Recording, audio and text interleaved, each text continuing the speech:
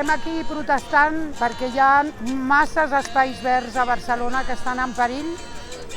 Hem detectat que aquest Ajuntament, aquest govern, té com un objectiu prioritari només la construcció. Clar, això és un congrés d'arquitectura i hem considerat que hem d'avisar, hem de donar un toc d'atenció de que prou ciment i més vida. No podem viure a les ciutats, a cap ciutat, amb aquestes temperatures.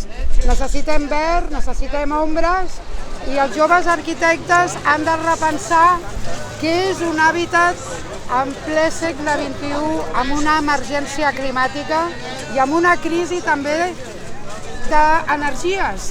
Els combustibles fòssils sabem que són la causa d'aquest augment de les temperatures, però també sabem que la construcció és responsable de quasi pràcticament la meitat de les emissions de CO2 del planeta.